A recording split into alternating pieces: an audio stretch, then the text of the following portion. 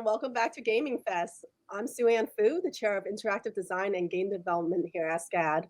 And it's a wonderful, wonderful way to start to be able to go into the in conversation for inclusive character design and gaming. I have here with me Lauren Brown, notable SCAD alum and art director of Wildseed.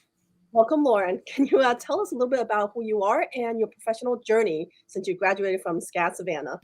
Yeah, absolutely. So, yes, as SuAnne said, I attended SCAD Savannah in 2009 to 2011. I graduated with a master's degree in illustration.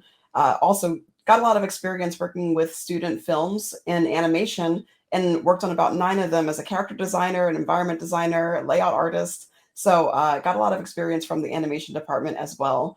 Got my first job once I graduated at a studio called Floyd County Productions as a background artist, working on television shows like Archer, Always Sunny in Philadelphia, The League, and went on to become a background director before moving on to the game industry, using that experience to become a lead environment artist at Electronic Arts in Austin, Texas, where I'm currently located now.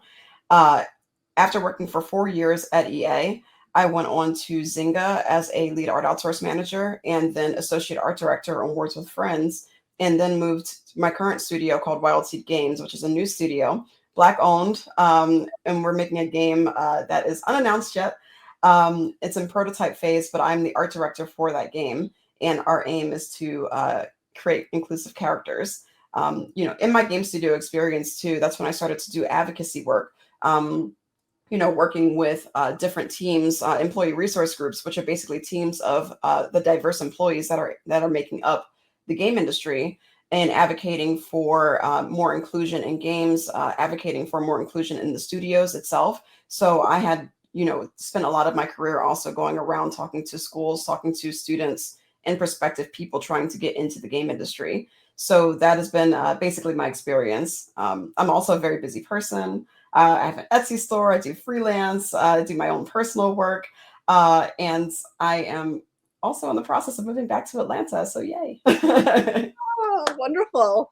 Wow, Lauren, I'm just so amazed at how much your background really ties into so much of the entertainment industry from different digital medias, anywhere from film to coming in together to games, and that richness of so many diverse styles. So I'm excited to go on and really dive into some of the topics that we have today.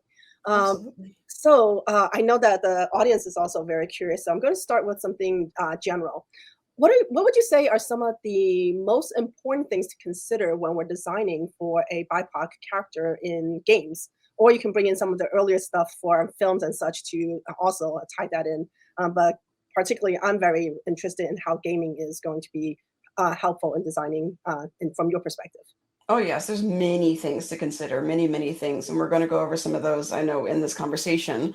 But the overview, I think, is to really consider your character as their own person and not just borrowing from tropes and stereotypes to build up your perception of them. Oftentimes, when we reference characters of other nationalities, other backgrounds, other, like any kind of diversity or marginalized group that they're coming from, we can tend to focus on the idealized and, actors, actresses, people that have been elevated in media. But what is important to understand is that the standard that has been set in our society in general, at least American society, has been a Eurocentric beauty standard. So oftentimes the people that you see put to the forefront of everything is going to be people who adhere to the Eurocentric beauty standard, even if they are from a marginalized community. So I think that it's important to be able to dig deeper, to do your research, and to understand the background and fully like how the character is influenced by their own culture, whether or not they're coded that nationality, or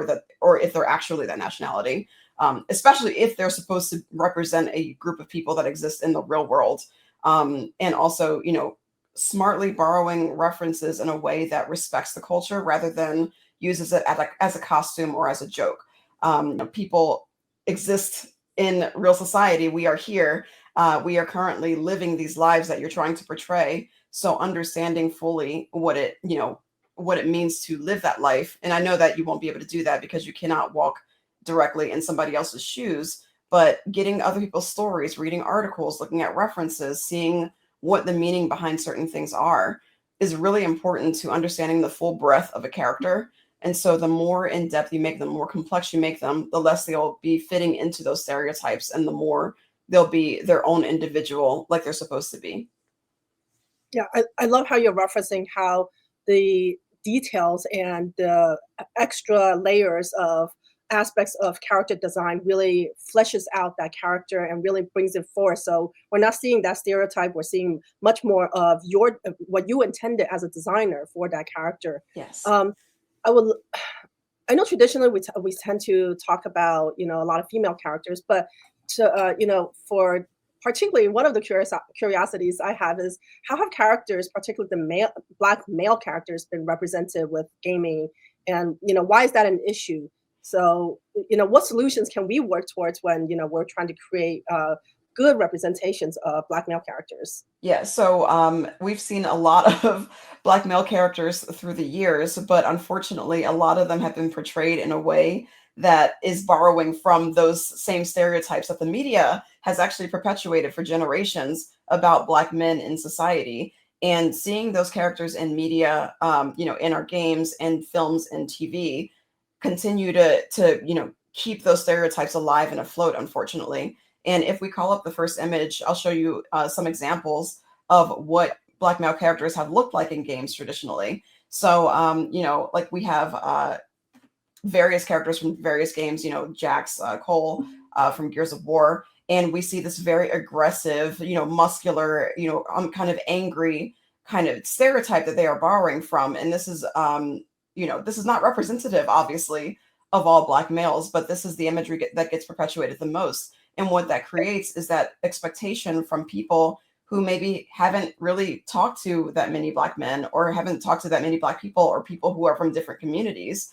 And they will ascribe those stereotypes to the people who they encounter. So this is why it's really important to make your characters more complex. And I know that each of these characters do have their own backstories. They do have their own motivations. And once you play the game, you'll find that out. But what you see in the forefront is also really important. And for all the people who are not going to be playing these games, if this is the first image you see, you're going to immediately assume certain things about these characters.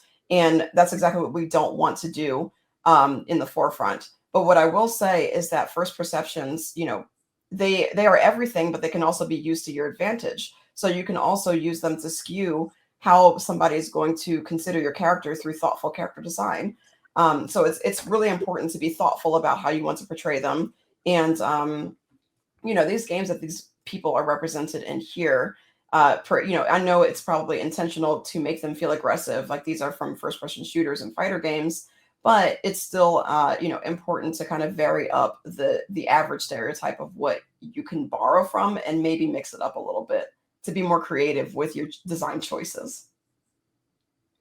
So the I understand that when you're saying the hypermasculinity creates a stereotype for a lot of the designs, particularly the ones we're seeing right now. Um, is it, especially since we have many student designers in there? I believe the aspect that I want to ask is, are there stereotypes of particular, because they're trying to get the details of that character Yeah. to be able to say this is and I often see my students doing this too. As designers, I want to get a male character. How do I even get a male? What is considered a Yeah, male male character? character. Yeah. So the aspect of doing that, they're like, okay, I'm going to hyper accentuate certain things because I want to make sure I'm not missing my mark. Any advice on that, other than, we're seeing some examples that are not great. What would you say as a beginning student? How do we get beyond that? How do we get to say, okay, I want to design a great black male character or Asian male character? How do we get beyond, like, let's make them hyper masculine alone? So I think the first thing to do is to really establish the backstory of the character, at least a little bit. Like, give yourself like a paragraph or two of a bio for the character to be following, because once you start to dig into where the character comes from, what their motivations are, what they're interested in, you actually begin to break those stereotypes down even before you start drawing, because you realize that this character is more complex than that average ideal that you are probably going to have a tendency to create. And breaking those assumptions down early is going to help you design more thoughtfully just in the start of the process. Also start by referencing various different people of various different silhouettes, sizes, shapes, body types. Not every Black male is going to be a hyper muscular, huge armed dude.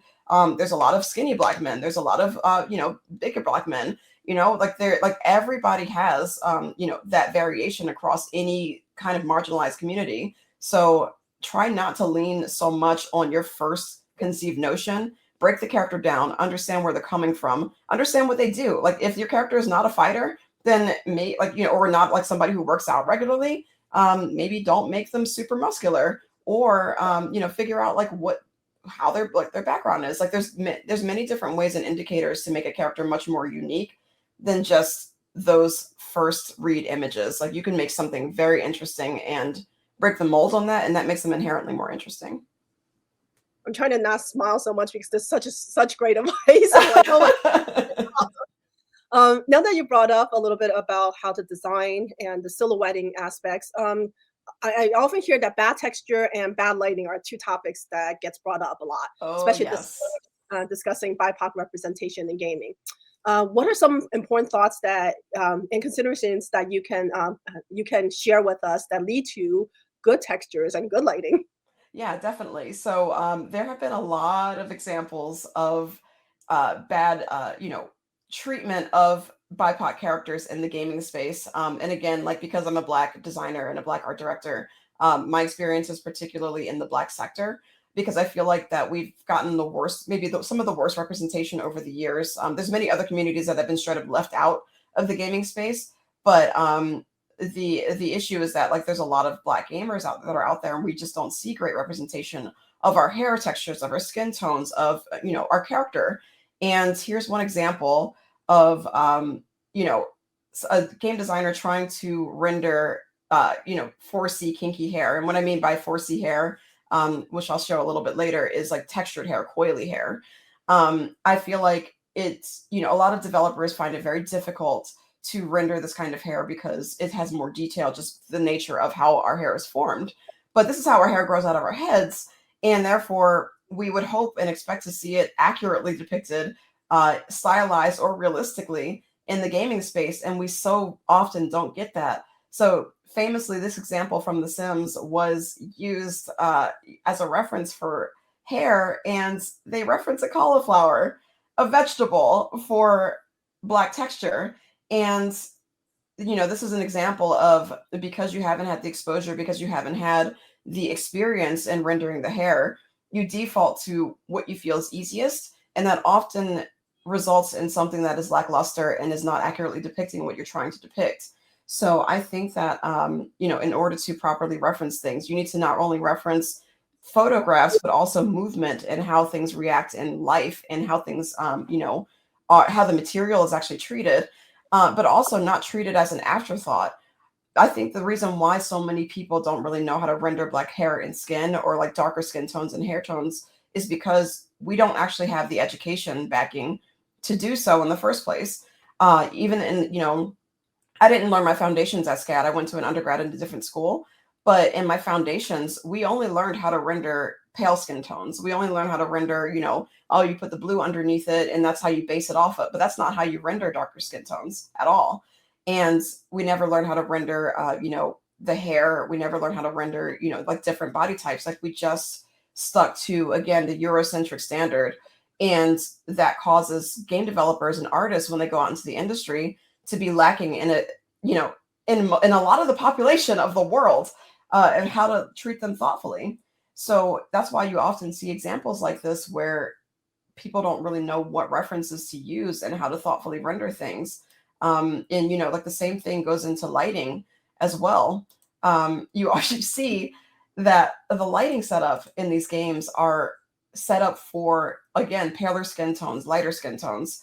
And you do not see that same treatment happening with darker skin tones, because you use a camera for pale skin tones, it's not going to react the same way when it's applied to melanin in any form. And interestingly enough, Kodak, I think back like maybe 60, maybe 30 years ago. No, it was longer than that. God, I'm old. I think it was 60 years ago, where they had to tailor their cameras only to light, paler skin tones until furniture companies were the ones who would ask them, hey, can you adjust your camera so that we can photograph these things better? And that's the only reason why it got better for darker skin tones. It wasn't for actually people, it was for objects. And so if that gives you a sense of how carelessly it's been treated in the past, that continues to perpetuate itself through, through media today, of being unable to deal and handle darker skin tones, different hair textures, and just other treatments in general. So it's not just with the design, it's with the character itself. And that's something that I've been working and fighting to improve in my work, and trying to make sure that we do treat these things thoughtfully. Yeah, you're bringing up so many thoughts, especially with my background right now too, with all of the colors. I'm just thinking, does that also bring in a little bit more on the environment design for games? I know we're talking about inclusive character design. Yeah. How other roles in game development also, like you were saying, for a Kodak, right? They did it for the furniture and such, which unfortunately that was that did lead to good ideas, but it wasn't the main way that we wanted to go about it. Yes. If we're consciously breaking this down now from actually even from the image right now, so maybe a few deconstructive moments. You're talking about good lighting, and just for our audience that is coming newly into lighting aspects, what areas are we looking at that should be considered, especially if we're in a dark environment, because we're in a lot of games I see are horror games. So what happens? What do we deconstruct to say this is ways to pair it up so we can create better inclusive characters, but it's not just characters alone. There's lighting, and then there's possibly a background and other things that are coming into our attention. Yeah, absolutely. The full environment has to reflect the characters that you're putting in it. And if you have a super dark environment and a super dark character, obviously the character is not going to read against it. So you also have to thoughtfully design your sets, your lighting, everything that's highlighting the character, if the game is character focused. And that's just the long and short of it. So for this character that's in front of us right now, the reason why this isn't working is because the lighting has not been adjusted to reflect black skin. Because paler skin tones, they reflect light, but black skin or darker skin tones absorbs light. It actually it reflects and bounces it off. And so the way the lighting setup is different. Before we, started this talk, SuAnne, you had pointed out the fact that my skin was lit really well. It's because that my room is surrounded from a light from in front and a light from the side of me. And that actually highlights the features of my face rather than it makes them fall into the background. That's what's not happening in this character. You're not highlighting the features because you're not using the planes and geometry as a way to make your lighting bounce off of it. Darker skin is very good at absorbing light and making it it kind of it treats the color in a different way. And here's an example of a way that is actually done correctly. So this is Miles Morales from the Spider-Man game, and this is a great way to light darker skin tones, because you're not only using these lighting from various directions, but you're also using color as a way to highlight the color of the skin, because this it highlights these different tones and the features and makes the character look very appealing. So this is also something that's seen in film and TV, in live action, to thoughtfully light skin tones with color and various different tones, rather than just kind of using one singular light and hoping that the skin is just going to bounce those things off, because it's not going to happen. So you really have to be thoughtful in how you customize your lighting for various different characters, not just for paler skin tone characters. It's a really important consideration, and I think that unfortunately it's something that has been left out of the conversation for a very, very long time. And I feel like there's a lot of studios that really didn't think about how to thoughtfully treat characters of color until 2020, when the protests were happening. And I feel like that's when a lot of the conversation was really starting to shift and change. But what I want to make sure of is that the conversation keeps happening past when people are just suffering. I want to make sure that it's something that is considered all the time, because this world is diverse, not just because we are screaming out in pain. Always be thinking about the different kinds of characters that you're going to be representing, and think of each of them thoughtfully as one another, no matter what background they come from. Yeah, That's such a good way to think about it, and I love the example of here of Miles Morales, just because the beautiful rim light, how it just the colors reflect the background, everything is just bringing great attention to him. He's still, very built and muscular, but nothing that's super accentuated, that's unrealistic. Yes. I just want to say for those of you who are listening, if you have questions, we will be going into a Q&A session at the end of this discussion. So if you want to start thinking about it, or if you've already written some of them down, please start adding them into the chat session so we can also be aware of it. And we'll bring up your questions at the end. Yes, please feel free. I want to make sure that, people get everything that they want to know answered, with the time we have. But yeah, you were speaking about Miles, and I think he's also a great example in general of a thoughtful treatment of a character of color. He's black Latino, and he is his own character. He has his own personality, his own motivations. He doesn't feel like a stereotype. He feels like a person, and a person that you want to, understand, like what they're, what adventures are they going to have. I want to follow this person. They feel very appealing, very heroic, and they're not leaning on any kind of stereotype that you would kind of assume about him. So I wouldn't assume, like, the things that I would assume about him is he's probably athletic. He's probably, again, heroic with his spider suit on. He seems noble. He seems courageous. He seems determined. But none of these things are truly stereotypes about, what his race is. It's more so exactly how they depict the character. And the assumptions that you get from this first take is pretty close to what this actual character is about. And I think that's important. Once again, talking about the first read and what you're telling somebody about a character when they are looking at them. What details do they have? What kinds of things that they find important enough to display on their body. So that's really important when you're thinking about how you put your character at the forefront and how people can, create a narrative through first read, even without knowing anything about that character. Make sure that narrative is a thoughtful one and not something that is harmful to people who exist in the world. Is there a checkpoint of measurement that you use when you're seeing if your design is inclusive and successful? Do you step back and say, "Well, look at that. That's Miles," or "That's Lauren over there"? Or is there a point which you could see a less successful design where you're not thinking that? Are there checkpoints for you when you say, "Okay, I'm I'm asking certain questions to myself when you're designing to see if I've succeeded"? Yeah, it's basically like using that reference point of, like, I've created this kind of like bio, or these, like, at least these character traits that I want to portray in the overall character design.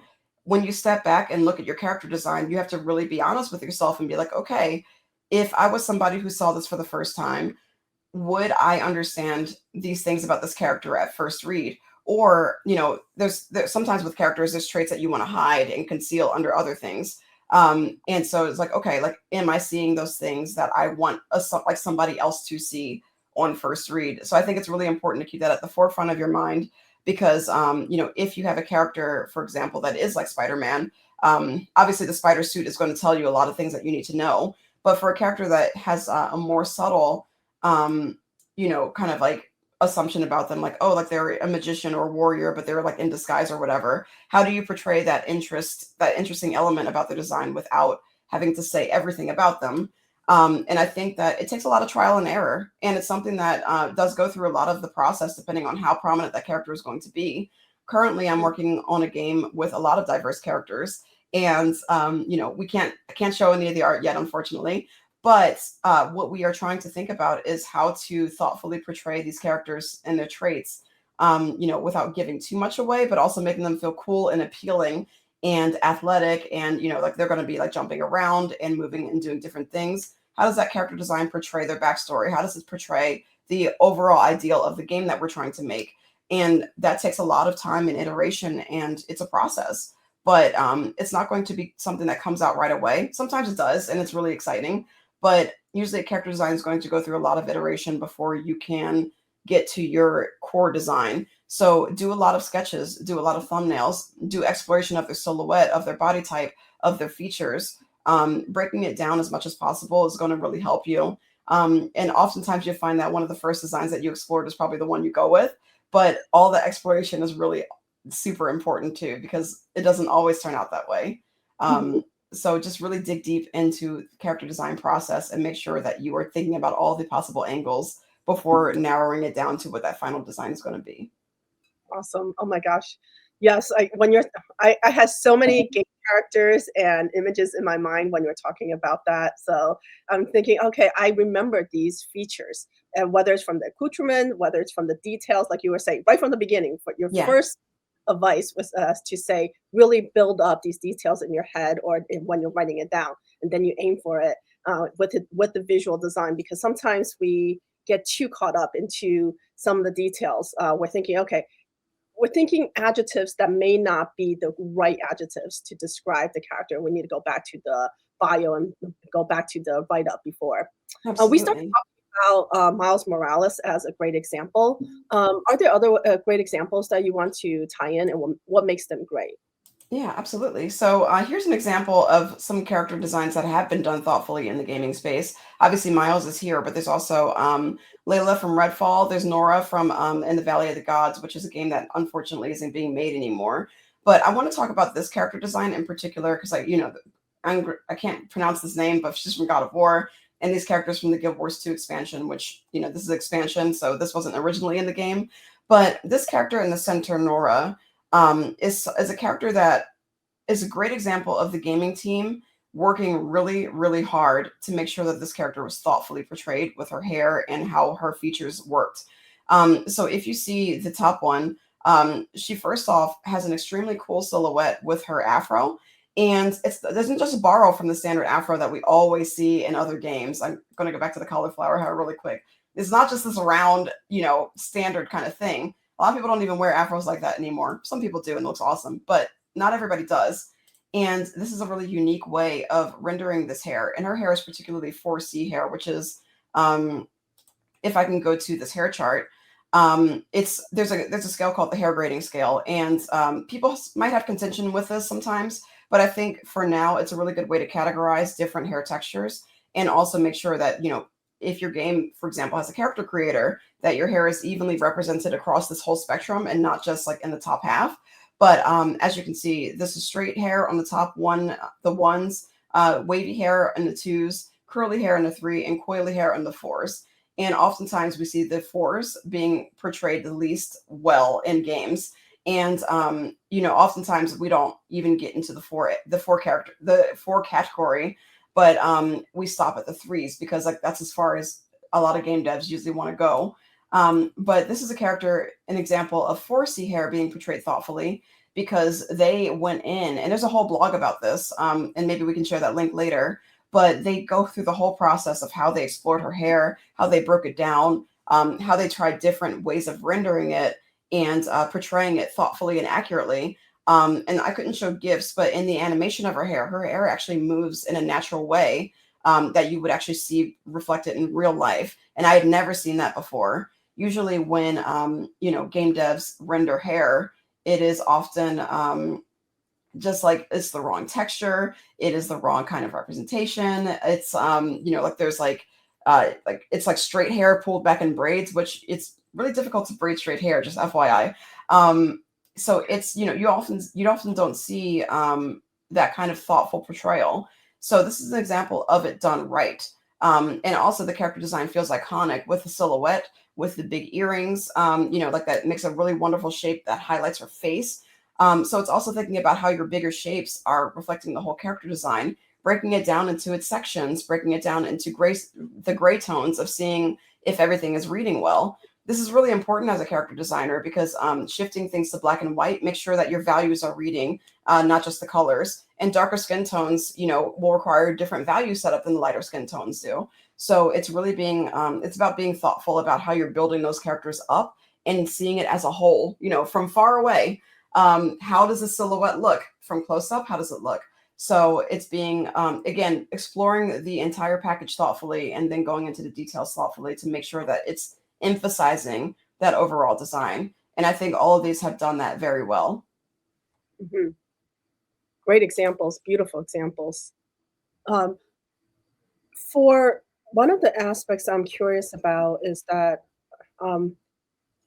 when you are designing a character, are there moments where if you're beginning a new either a new ethnicity or a new type of representation, what is your best advice to give to some of the audience to say, okay, this is how you should start either your research or interview or finding out more of the background before even going into writing about the character? Are there any moments of advice that or process that you go through? Yes, it always starts with research. Always do your research. Have an idea of what you want to portray and what region you want to portray from. For example, our game has like kind of like an African influence to it. But when you say African, that is referring to a whole continent. Which continent? Wait, which country are we referencing, and which culture specifically are we referencing? Because it can't be the whole thing. Everybody has an image in their head when you say African, and that image is just because it's never been in depth how it's covered in the media. This is everybody's assumptions about what Africa means. But when you actually get into each unique culture, you see how many different, how diverse everything is. So do your research. Make sure that if you're using any symbology, use it thoughtfully. And if it's religious or if it's really meaningful or sacred, don't use it one for one. Like if you just want to reference the aesthetic of something, I think that's okay, but make sure that you are not treading on anybody's culture and that you're not misusing anything, because there's a lot of examples of that too. And people will see that and they'll be like, what is this? What is going on? But it's also, you should do it because you want to make sure that you're portraying everything as accurately as possible and that you are being thoughtful as possible because you want this character to be authentic. If you're making something up, something that's based off of a culture, once again, that referencing, but also being respectful of it, making sure that you are going far enough away from the reference where you're not just like taking it one for one and mistreating it is really important. If you do need to reference a culture one for one really closely, again, it is research, research, research, but also if you know anybody from the culture and if you, if there's anybody around from that culture, multiple people from that culture will be great to talk to because, again, one perspective is not really going to be enough. Personally, I can't be a representative for my whole race, and I hate when I'm put in that position to have to do so. But if you only have that one reference is better than nothing. But try to get as many wide-reaching references as possible. Don't just like settle for a cursory Google search and you're like, oh, okay, this is the language. I'll just use this. Oftentimes, images are incorrect. This is the internet. So make sure that you are deep diving. Make sure that you are thoughtful about how you collect those references and make sure you're thoughtful about how you portray them. It doesn't mean that, a white, artist cannot portray a Black character or can't portray a Native character. It just means that you have to be extremely thoughtful about how you do it. And you'll have to put more effort into it than if you're portraying a character that is from your already existing cultural background. So just be thoughtful, be smart about it, and talk to people and research, research, research. Cannot stress that enough. Absolutely love it. Research is so helpful. So there you have it. Before we go into our Q&A, I have one more question for Lauren. What would be what advice would you have for studios aiming to accurately represent? I think we just talked about a little bit BIPOC characters, and what are the practical steps a studio can implement in their design process to ensure this? Hire BIPOC people in your studios. Hire them. Make sure that they're in the room and are designing the characters and are leading the conversations. Because, like, I see so many ways of it being done wrong. And a lot of that reason is because even though there's 88% of Black people who game, I think only about 2% of them are actually working in the game industry. And I think that is unbelievable. So I believe that we need to work to make our studios more diverse. We need to obviously, again, do our references, but also just like thoughtful portrayal comes with thoughtful devs behind it. And ain't nothing more thoughtful than somebody who's directly experienced the culture. So my huge advice is that you really also the advice that I gave for students is the same for game devs, but for studios themselves, hiring people and not giving excuses by why it's so hard to hire people, because we're all out here. People from all kinds of backgrounds are out here. And there's many ways that you can find them. Resorting to the same methods that you have that they have fallen back on is not going to work anymore. Obviously, that's why they can't find anybody, because they haven't changed up their strategy. And they have to change their strategy. They have to be more thoughtful about getting people into the industry. And it goes down to even reworking the language that they put in their resumes, not resumes, their career postings. And, you say like, I want a rock star artist who like blah, blah, blah. That's very white male centric language. Like we have to kind of like neutralize it a lot more. And, as we do that, like it's been getting better, but we need to do it more thoughtfully and not just as an afterthought. Once again, not when we're just like asking to be hired, but all the time. It needs to be weaved into the culture of your studio that you have this at the forefront of your thinking. Yes, love it. Yes, absolutely. The job postings, the language that can be used, absolutely everything. Wow, beautiful. We are now actually going to go into our Q&A session of the discussion. So we're going to start off with Reese Calloway. Welcome, Reese. Please join us. Hi, I'm Reese. My pronouns are he, they, and my area of study is graphic design and game design. Awesome. And so my question today is, I'm wondering what you personally would like to see, I guess, more out of the industry regarding representation. And I think it's important to like strive to be inclusive. And I'd personally like to see more disabled people and gender non-conforming people and other minorities being, of course, respectfully and appropriately represented. So I guess, what are your thoughts about that? I think that's, that's again, one of the things that I'm working really, really hard for in the industry. Like, obviously, like I talked mostly about Black people and people of color, but there's many more ways of being inclusive in your designs. And I think that there's a lot of indie games in particular that are getting better about portraying characters that you often haven't seen in the gaming space, disabled in terms of physical disabilities and with mental disability or mental, like neurodivergent characters. And I'm also personally a neurodivergent artist. I, have ADHD. And so I think that it's really, really important to be able to portray the breadth of like what is out there in terms of the people who live in this world and who are playing these games. And there's many different ways to do it. But once again, I think like what it comes down to is making sure that you're getting the stories of people who live these lives and that you're researching what it means to be a person coming from these kinds of backgrounds. How do people with disabilities, if they are, paraplegic, for example, like how do they navigate their spaces? How do they, utilize, what they do have at their disposal versus what they do not? How do people that are blind, how do they navigate their space? How do they, experience their other four senses in a way that, benefits them? So there's many thoughtful ways of portrayal, but I think it's really about diving deep and understanding where these people come from, like how people experience their lives, what kind of issues they face. It's like there's so many different groups of marginalized people, and I think that the main thing for me is not just including them to fill a quota, but to be really genuine about including these characters. And because like if you do it genuinely, then the character is going to feel genuine. But we all know when we come from that background, when a character is just shoehorned in to be, PC, we want to make sure that characters are not just shoehorned in, but we have them in the games because we want them in the games. We have them in the games because we feel like the character is the character and they should be portrayed. And that's just the long and short of it. So I hope that answers the question. Awesome. Thank you very much. Thank you, Reese. Appreciate it. Perfect. And next we have Anders Compretello. Hey, Anders. Hi, Anders. So my question was, well, first off, my major is dramatic writing with a focus on narrative design as well as character creation. And my pronouns are he, him.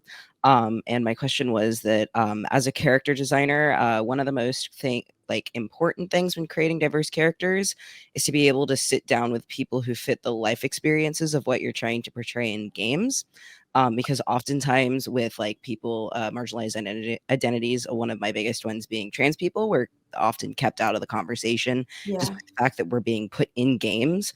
What are some things that you do or would like to do, or questions that you ask to both get to know the person and make the experience comfortable for them, while also ensuring like authenticity in the research you're conducting when you're trying to talk to these people about their experiences in portraying characters in the game, both so that you can create a good character, but also avoid past mistakes of previous games. I think the first part of the conversation is just knowing them as a person, just knowing them as a normal, like everybody's normal, right? And understanding them as like their baseline, like what are you interested in? What do you like to do? Like what, who are you as a person? Because you're not just like anybody's not just trans, anybody's not just, Black, anybody's not just a woman or a man or non-binary. They are a fully fledged person. And getting to understand the full package really helps kind of establish that for somebody who hasn't experienced people from those backgrounds before. And then asking about their particular experience with what kinds of opposition they have faced in society, like what kinds of things have they wished they could see, in the portrayal of, somebody from a background that they are from, like how has it been mishandled and how can we avoid the past mistakes? Like particularly for women, like I know women was a big part of the conversation and probably, the only part of the conversation when we were first talking about inclusion, and it was very white woman centric, but even still, it was, like various different women have various different ways that they want to see themselves and want to be portrayed. And that goes for anybody from another marginalized community. That's why it's important to not just talk to one person, but talk to many people, because everybody has different motivations. Everybody has different things they want to see. Everybody has different things that they are offended by or don't think are offensive or think they're really funny to portray. But getting the full breadth of, again, experience is going to help you more thoughtfully portray that and be careful about how you're doing it. I actually played recently a game called Boyfriend Dungeon. And I really thought it was was cool how in the very beginning, before you even start the game, they say, hey, we're going to have conversations with somebody called mom throughout the game. Is this okay with you? And like, that's not about character design, but that's just like overall inclusion. And I thought that was really thoughtful because there are a lot of people who have very complicated relationships with their parents. And I was like, wow, that's a really great way of just like making sure that your audience is okay with what you're about to show them in the game. And those things like that there are things that make me think that the studio that this game came from was probably diverse and probably had people from various different backgrounds. But you don't come to that conclusion unless you've spoken to people who actually had that discomfort. And I think those conversations need to continuously happen, not just for your own research, but just for yourself as a person, just for your own experience and expanding your mindset to understand where people come from. And I learned the most about people from different backgrounds from listening to these like true story podcasts about people from all different backgrounds. And I feel like I've become a much more open-minded person because listening to those stories. So yes, like researching, listening to their stories, talking to actual people, all of those things can come up to make your character designs results more thoughtfully and more genuine and authentic. Cool. Thank I you. hope that answered the question. Mm-hmm. Awesome. Thank you so much, Anders. I'm going to try to combine some of the questions in the audience. We have two great questions that address the fantasy space. Autumn, a first-year interactive media game design major, notes that a lot of the mainstream fantasy games take from medieval Europe. She's asking, how would you recommend including aspects of non-white cultures without appropriating them or misrepresenting them, especially in fantasy settings? And Caleb has a similar add-on to it, so I'll combine them. Caleb's a junior dramatic writing major in Savannah and wants to know if you have advice on creating BIPOC characters within fantasy space where Earth doesn't exist. That is, I smile because that's what literally we're doing right now. we are literally making a game that is not based off of Eurocentric fantasy. But yes, I think that's really important. So the fantasy aspect of it, the world building aspect of it, obviously like in things like, Dungeons and Dragons and many other games where it's fantasy, we often see, the very European kind of thing of castles, fairies, like knights, swords, things like that. But there are so many other cultures with, these really amazing aspects where you can kind of like see what they have, what their mythology is in their culture. There's magic systems based off of those instead. And like really build something interesting that nobody has seen before. I think it's just because media has perpetuated this idea of, the European fantasy. But again, it goes back to research and understanding what symbology you're borrowing from, what is mythology versus what is, something that's actually the culture. That's very important to make that distinction. What ancient cultures can you borrow from that are, long gone and that nobody's practicing anymore? I think those are probably okay to borrow, in various different ways, because those are representing people who don't exist anymore. But there are also many cultures that do still exist, like the Aztec, Mayan. People still, have like elements from those ancient cultures and still practice that today. And I want to make sure that people are not misusing existing cultures. So again, it goes into research. It goes into seeing what people have seen or have wanted to see from those backgrounds or that relate to those cultures, and how to portray them thoughtfully. How can you use existing symbology that maybe might represent a language, but then combine them into like different symbols that are based off the same aesthetic, but don't use that exact codex? And how do you create your own original codex based off of that? That's kind of what we're doing right now. A fun example is if anybody has seen the show The Owl House. I really love how they create their symbols because it's based off of alchemy.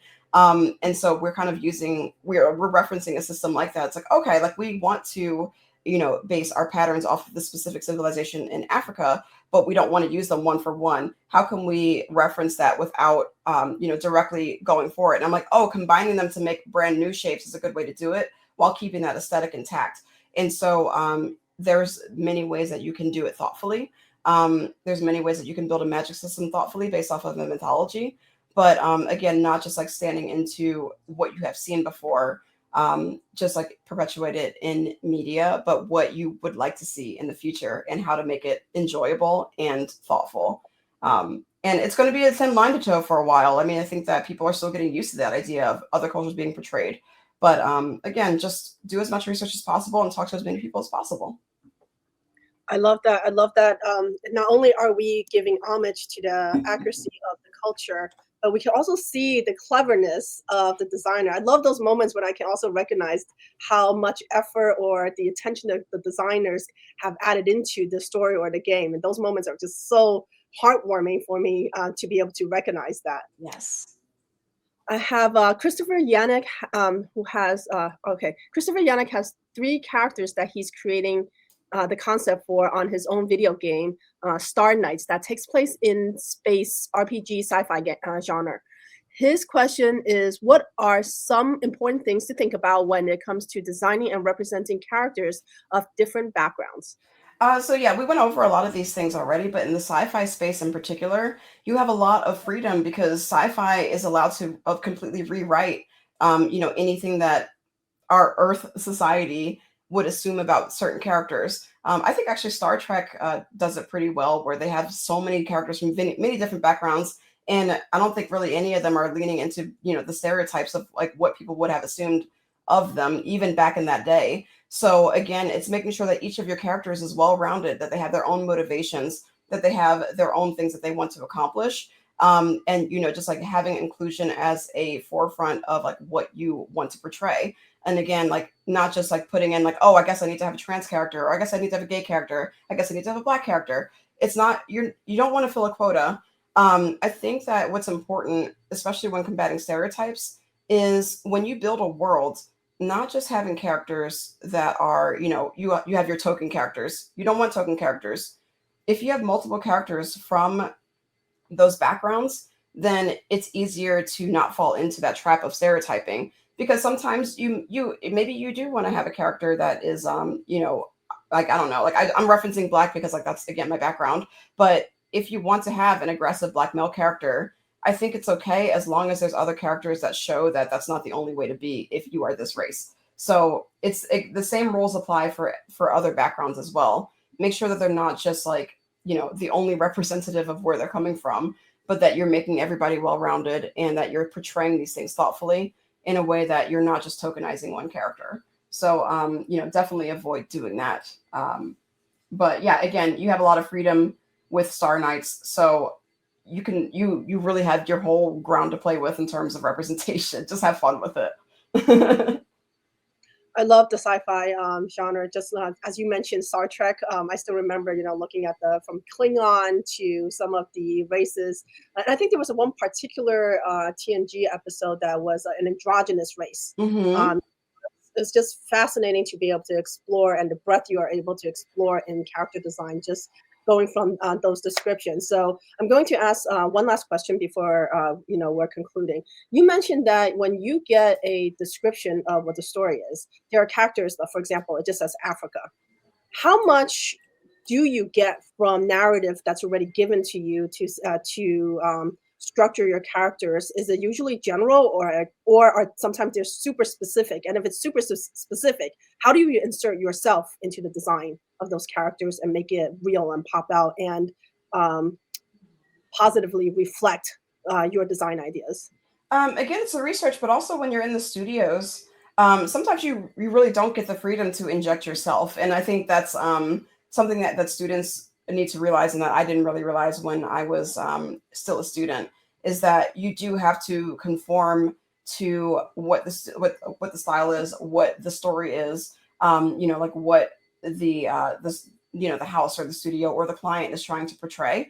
But within that, it's still being creative about how you're portraying these elements, how you're putting them at the forefront, making sure that you're doing it thoughtfully. Like I have been in studios though where sometimes when you try to reflect inclusion, when you try to reflect like something that is different from the norm, you get a lot of pushback from people who are managing the project or leading the project.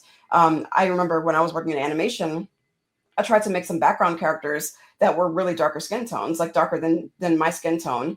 And they said that it was going to be considered too distracting. You had to pull back on how dark this character is. And I was like, oh, like, so that's how it is. And, I think that is something that, any student who is ready to go into the workforce needs to be prepared to face, but also needs to be prepared to, if they feel the power to or ability to stand their ground and be like, no, like, I think this is important. This is why we need to do that. But with less experience, you don't feel as empowered to have those conversations. So I think that it's about, making sure that you're doing what you can to portray those, those characters and portray, anybody from a background that you want to represent. But it's a really honest thing of saying that sometimes you're not always going to get it the way that you hoped. And you just have to continue to forge on and do what you can to continue to perpetuate the conversation about what we can do to make sure that everybody is being represented in shows and films and games and media in general. And, it's just like the more work we do, the better it's going to be. But the more people who join in the conversation, the faster it's going to go.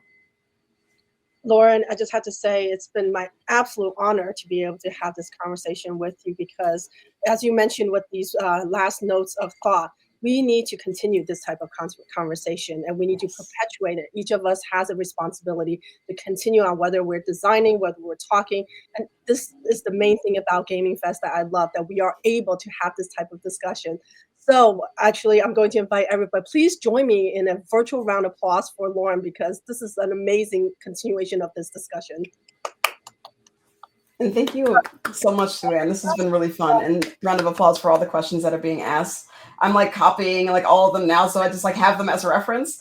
I don't know if we have enough time to pull up one last image, but I would like to if we can, because I saw a really nice question being asked, and I just want to go over that really, really quick. So here was an example of a lot of different thoughtful, characters that have been portrayed across various different styles. How you can get out of the cauliflower hair syndrome, how you can get out of just, resorting to stereotypes to portray certain people. And here are various ways that it's done across various different media. And I think this is just like the tip of the iceberg. There's so many different things that you can find, referencing artists who are doing it well in a very thoughtful way. So just have those as reference too. And again, talking to as many different people as possible who come from different backgrounds from you is the best way to make yourself a well-rounded individual who has a better empathy and understanding of people from different backgrounds, because that empathy comes across in the work that you create. And I think that's the most important thing, is to have that for each other.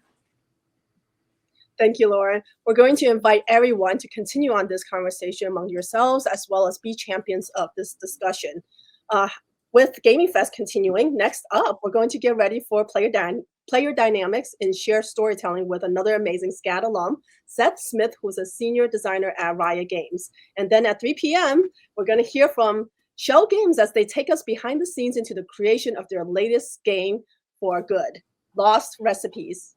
With that, enjoy GamingFest. See you soon. Thank you, everybody. Bye.